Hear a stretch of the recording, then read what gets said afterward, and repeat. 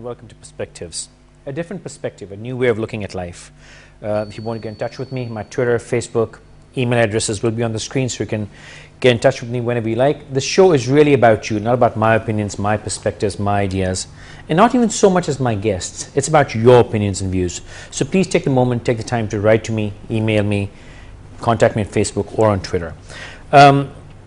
I have great belief in the interwoven nature of this universe. Everything is synced with the other.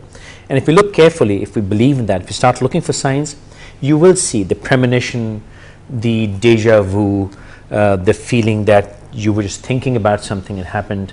You see more and more of that. So last night, interestingly, I went to a party, and the first thing the first person said to me is, "Are you still copying Naeem Bukhari, or have you achieved it?" And I said, "Well, I'm still copying him, and I haven't achieved it yet." And I said, "Guess what? I'm recording a show with him 4 p.m. tomorrow afternoon, and I've got Naeem Bukhari with me." Thank you. I'm not going to go into a long preamble of this show, but one thing I will say is, you're one person whose interview people demand. People keep writing, "When are we interviewing Naeem Bukhari again? When are we going to listen to Naeem Bukhari again?" So thank you for taking this time. The reason is, perhaps, one is that I am slightly flippant. Flippant? Flippant, in the sense that I say things. And the other is, I have never taken myself seriously. A lot of people come on television if they have achieved in life, shall we say grade 22, or they become a minister, or you become famous because you come on television. There's some recall or recognition to your face. Yeah, I remember reading a long time ago Andy Warhol saying, writing, "A time will come when everybody will be famous for 5 minutes." Yeah. That time is here. That time is here. Now the fact that you are recognized in the street, there goes Faisal, and there goes Naeem Bukhari. It's like the morning breeze. What are you puffing up over this for? Ki main hoon na. So I refuse to do that. I'm very offended with people who puff up their chest as if the earth is going to break under their feet. I've never had because I've seen people in my life. Let me tell you a story. Many years ago, I was sitting at a place with Naeem, the actor. These were the last days of Wahid Murad. Okay. Fame had bypassed him. And you know, it was pathetic to look at him. Producers were coming, I don't remember whose house it was, and giving 25,000 rupees to them. I'm talking about way back. When 20,000 was a huge amount of money. And he had just gone. Done. So fame is something that comes and it goes. Very fickle. There's nothing to it. But then there are to me, Faisal, television fame is the lowest quality of fame because it is images. Yeah. Now you write something like Stephen Hawking's. That is long-lasting fame. That is long. Give me a printed word. But these are images that come. That's because you're an avid reader. You're an insane reader. If I may use the word insane with that. In fact, no offense, book that I'm going to recommend to you, which I'm trying to browse through today and yesterday, is Anti-Fragility by Talib. Okay. He is a Beirouthian economist who lives in England, does bodybuilding, and he says, "I am an economist who is built like a butcher." He was the man who wrote The Black Swan and predicted the downfall of the banks, and nobody took him seriously. And he has this wonderful ideas about how to go through life by being anti-fragile. He says robust, fragile, and anti-fragile. And he has some wonderful tips. One of those tips is, he says, there was a certain Nobel, what is called, one who gets a Nobel Prize. Nobel laureate? No. He would get offended at all the praise given to other people. He says he was fragile. So to look for praise all the time is a sign of fragility. To get annoyed when other people are praised is a sign of fragility. Well, that's pathetic. I know, but that's really low. But fragile means that you coodify you. and there is no English word for it. Yeah, there are many words. Just koi English words. No English word. You talk about economist built like a butcher, lawyer built like a movie star. Achha. The reason I'm saying that because see, whenever I talk to people, young people, and I say that you can achieve it, you can do it if you just try hard.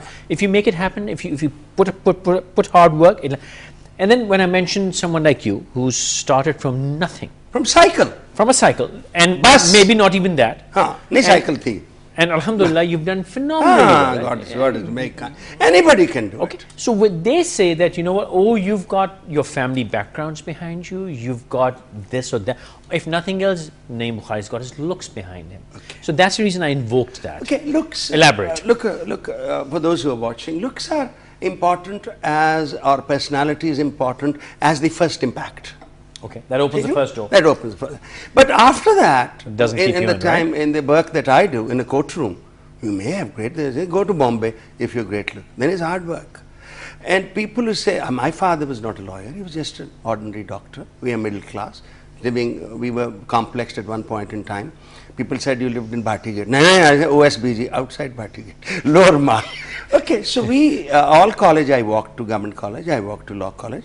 When I started with the with Khaja Sultan, I used to cycle. When I went from Khaja Sultan to Khan Khalil Rahman Khan Sahab, I would bus. From Khan Khalil Rahman Sahab to Mr. S.M. Zafar, bus. To 22 number bus from government college, drop off at legal. 2 number bus, drop off at Al-Flah.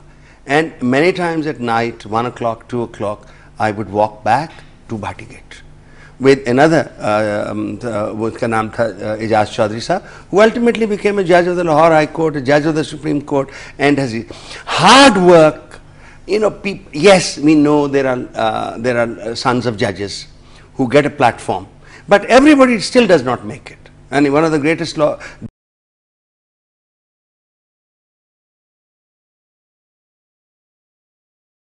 Justice Rahman Sahab, son, just Shahid Rahman, didn't make it. Wasim Sajjad made it, although his father, his brother Asif Sajjad did not make it. I see examples every day of sons of judges who you can see through them. So is it fluke, luck, sheer hard work, or a combination? I think there is a combination. There is luck. On hard. You remember, I don't know whether we talked about the Aristotelian concept of virtue and happiness. No, yes. We did once. Please elaborate. Okay, again. Let me tell you. And Aristotle perhaps was one of the first. He was asked, what is the highest good in life? Good means the highest thing to attain. He said happiness. What should we pursue? Happiness. Right? What is happiness? Then there comes the other thing. Some people get very happy slapping people. They are sadists. They're nothing. Some people think that humiliating other people gives them happiness. Something is wrong with them. Aristotle correlates happiness to the following things. He says, you cannot have happiness without goods. And he asked, what is good? He says, health is good. Wealth is good. Food is good. Knowledge is a good. Children is a good. Family is a good. Reputation is a good. Leisure is a good. Right? And he said, then what? Okay, you have these good. Then he says, you must get into the habit of making good choices. If you get obsessed with money, you will become a miser. If you become gluttonous and you think, pleasure is also good. But if you become a pleasure seeker, so there's a certain, you have to divide. People who become workaholics are to be pitied. Yeah. People who become alcoholics are also to be pitied. Any ick is basically... Now, when people gamble, they don't gamble because, oh, I'm doing a very bad thing. No, they gamble because it gives them pleasure. Yeah. People who take drugs don't take it with a lot of guilt. They take it to get high. It's a pleasure. They brag about it. They get joy from it. Aristotle differentiates between illusory happiness and authentic happiness. Drugs, alcohol, gambling, he says, is illusory.